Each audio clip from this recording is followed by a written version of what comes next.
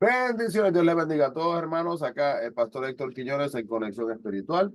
Estamos en el día de hoy estudiando la lectura titulada Las leyes ceremoniales y en tablas de piedra.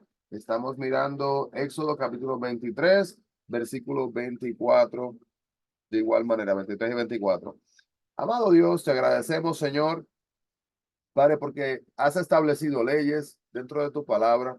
Has establecido, Señor, guías dentro de tu palabra, Señor, para guiarnos y ayudarnos, Padre, a que podamos tener un patrón de expectación para seguir de lo que esperas de cada una de nuestras vidas, mi Dios, para que así podamos alcanzar el propósito que has establecido para nuestras vidas. Ayúdanos a poder caminar en el sendero que has trazado para nosotros, para honrarte como lo mereces en el nombre de Jesús. Amén y amén. Así que en el día de ayer, hermanos, le había hecho unas preguntas, ¿verdad? En cuanto a qué dice la Biblia sobre, y luego leí una lista. Podríamos añadir qué dice la Biblia sobre los celulares, qué dice la Biblia sobre tomar medicamentos, qué dice la Biblia sobre manejar autos, qué dice la Biblia sobre usar electricidad. Preguntas, ¿verdad? Que uno podría literalmente hacerse, pero si estamos esperando una respuesta detallada para cada situación del día de hoy, nos vamos a quedar un poco desilusionados porque la Biblia no tiene esas respuestas. A unas regulaciones aparentemente exhaustivas que vemos del capítulo 20, 21, 22 y 23 de Éxodo, dejan de decir tanto como lo dicen. Pero donde Dios ha tenido a bien no dar detalles, hermanos, en los días de Moisés y también en nuestros días, ha establecido principios que nos van a ayudar a determinar dónde está la mente de Dios en cada situación, ¿verdad? Por ejemplo, hermano, la Biblia no dice no fumes, ¿verdad? Pero la Biblia dice que tenemos que cuidar nuestro cuerpo, nuestra salud, ¿verdad? Que tenemos que ser agradecidos con lo que Dios nos ha dado. Entonces, ahí podemos sacar y entender, ¿verdad? La esencia de ese mensaje y así mismo aplicarlo en nuestras vidas. Su palabra, aunque algunos le ven como antigua, no es anticuada, sino que es adecuada. Puede uno comprobarlo uno mismo. Miremos una actividad, por ejemplo, de actividades del siglo XX, del primer párrafo de lo que es una lectura, ¿verdad? Uno puede ver que las prácticas de hoy día en comparación a las prácticas de aquellos tiempos, ¿verdad? Se pueden ver diferencias y que hoy día hay muchas opciones que antes no existían.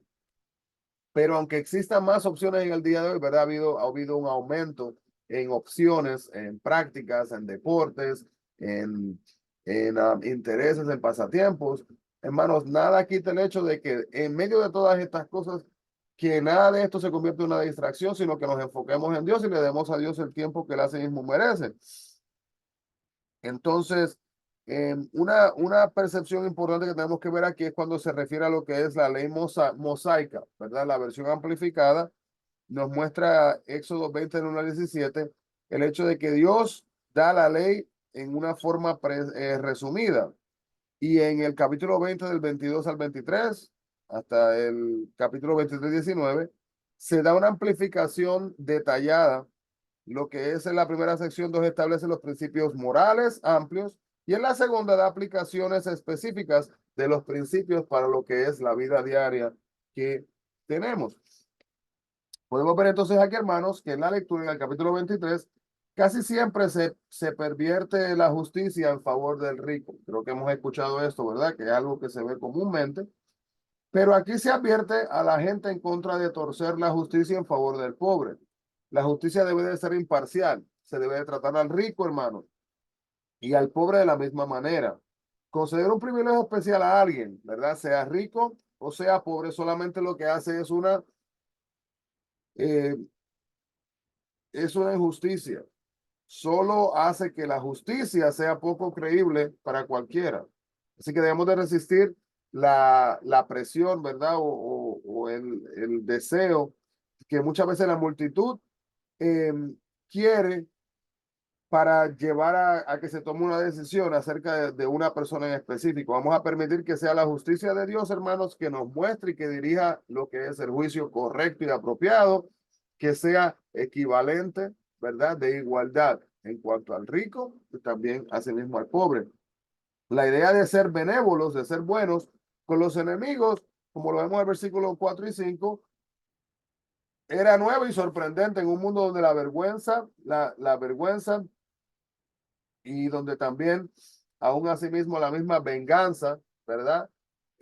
La vergüenza prácticamente no existiendo, sino más que nada como la venganza era la manera común de justicia en aquellos tiempos, ¿verdad? No había como ese arrepentimiento, si solamente era vengarse y ya, para lidiar con lo que había sucedido. Entonces Dios no solo la introdujo a los israelitas, sino que la hizo ley, ¿verdad? La venganza. Y si un hombre, por ejemplo, encontraba un animal perdido de algún enemigo, tenía que devolverlo de inmediato, aun cuando su enemigo lo utilizara para hacerle daño. Mire eso. Pero eran las leyes establecidas. Jesús claramente nos enseñó, como dice Lucas 10, 30 y 37, a dar la mano a toda la gente que tuviera necesidad. Y eso incluye, hermanos, a las personas con las que no se llevan, a los enemigos. Al seguir las leyes de una vida recta es muy difícil cuando están los amigos, pero aplicar las leyes de Dios de justicia y de misericordia con nuestros amigos y nuestros enemigos, ¿verdad? Incluyéndolos, especialmente los enemigos, hermanos, va a mostrar una cosa bien importante, va a mostrar que nosotros como seguidores de Cristo somos diferentes al mundo.